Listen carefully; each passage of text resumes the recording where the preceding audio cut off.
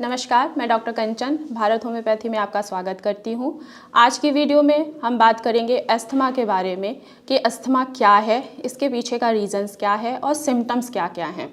तो चलिए बात करते हैं अस्थमा के बारे में। अस्थमा को ब्रोंकियल अस्थमा यानी कि अगर सिंपल लैंग्वेज में बोला जाए तो दमा भी कहा जाता है। इसमें पेशेंट को सांस लेने की तकलीफ बहुत ज़्यादा बढ़ जाती है, खांसी आता है और साथ साथ में बलगम भी आता है। अगर पेशेंट को 2 से 3 मिनट से ज़्यादा सांस लेने की तकलीफ होती है तो जान जाने का भी खतरा बढ़ जाता है। अस्थमा जो है वो बच्चों और बड़ों किसी को भी किसी भी एज फैक्टर में ये इफेक्ट कर सकती है और अस्थमा जो है वो क्रॉनिक डिजीज है। ये बीमारी हमारे लंग्स यानी कि फेफड़े से संबंधित बीमारी है।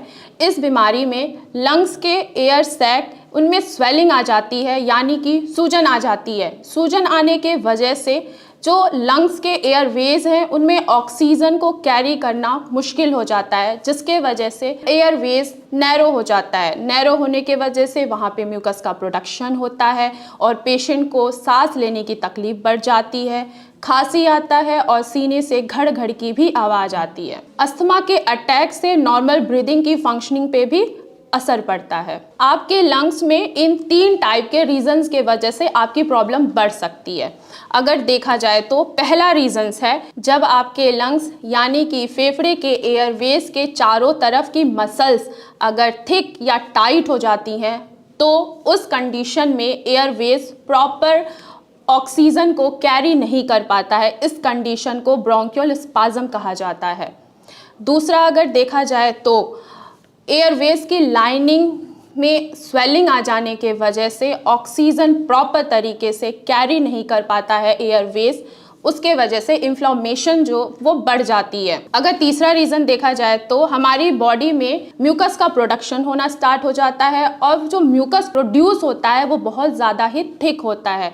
इसके वजह से एयरवेज ऑक्सीजन को कैरी नहीं कर पाते हैं और ना ही वो निकाल पाते हैं, जिसके वजह से पेशेंट्स को सांस लेने की परेशानी बढ़ जाती है। अगर हम टाइप्स की बात करते हैं तो अस्थमा जनरली सिर्फ 2 टाइप्स की होती हैं।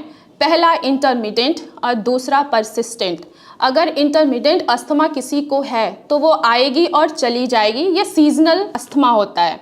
अगर हम परसिस्टेंट अस्थमा की बात करें तो ये काफ़ी लंबे समय तक होते हैं और इनके सिम्टम देखा जाए तो वो माइल्ड भी हो सकता है, मॉडरेट भी हो सकता है और सीवियर भी हो सकता है। चलिए अब बात करते हैं इनके रीजंस के बारे में कि अस्थमा आखिर क्यों होता है। ज़्यादातर पेशेंट में अस्थमा या तो एलर्जी के वजह से होता है। जिन पेशेंट में एलर्जी बहुत ज़्यादा होती है, जैसे जिन पेशेंट को डस्ट से एलर्जी है या जिन पेशेंट को एनिमल से एलर्जी है या डिओड्रेंट से एलर्जी है, तो उनमें अस्थमा होने के चांसेस बहुत ज़्यादा बढ़ जाता है। अगर दूसरा रीज़न देखा जाए तो वो है नॉन एलर्जिक। इस कंडीशन में क्या होता है कि इसमें हम आउटसाइड फैक्टर्स देखते हैं, इलनेस हो गया, वेदर चेंजेस हो गया या एक्सरसाइज हो गया, तो इसके वजह से हमारे एयरवेज में इन्फ्लामेशन बढ़ जाती है। अगर हम तीसरा रीज़न देखें तो वो है जेनेटिक। अगर किसी की फैमिली की हिस्ट्री ही अस्थमा से चली आ रही है तो उनके बच्चों में भी अस्थमा होने के चांसेस बढ़ जाता है। अस्थमा बच्चों में जन्म के साथ ही या जन्म के बाद भी हो सकता है या किसी भी ग्रुप एज के फैक्टर को भी ये इफेक्ट कर सकता है। अगर हम अस्थमा के सिम्टम्स की बात करें तो इसमें ज़्यादातर खांसी होती है। खांसी में बलगम आता है। बलगम का कलर जो होगा या तो वो येलोइश कलर का होगा यानी कि पीले कलर का होगा या सफ़ेद कलर का भी हो सकता है। पेशेंट को सबसे ज़्यादा सांस लेने की तकलीफ़ होती है। जो उनकी सांस लेने की जो तकलीफ़ होती है वो ज़्यादातर रात के टाइम पे ही एग्रावेट कर जाती है या ड्यूरिंग एक्सरसाइज के टाइम पे एग्रावेट कर जाती है।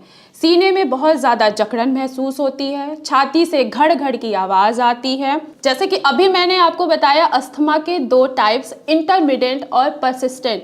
अगर स्टार्टिंग स्टेज है जो कि अस्थमा आता है और चला जाता है तो वो ठीक है, उसको बहुत जल्दी क्योर किया जा सकता है। अगर परसिस्टेंट अस्थमा है जिसमें लंबे समय से सिम्टम्स आ रहे हैं, वो सीवियर भी हो सकते हैं, मॉडरेट भी हो सकते हैं। अगर आप इनको नज़रअंदाज करेंगे तो आपकी प्रॉब्लम बढ़ सकती है और इसको क्योर करने में बहुत ही ज़्यादा लंबा समय लग सकता है। आज की वीडियो में बस इतना ही। फिर मिलूंगी मैं आपको नेक्स्ट वीडियो में। अगर कोई भी पेशेंट अस्थमा से सफ़र कर रहा है तो आप हमारे दिए गए नंबर पे कॉल कर सकते हैं। हमारे मेडिकल टीम से बात कर सकते हैं। अगर आप मुझसे मिलना चाहते हैं तो आप मेरे ओपीडी में विजिट कर सकते हैं।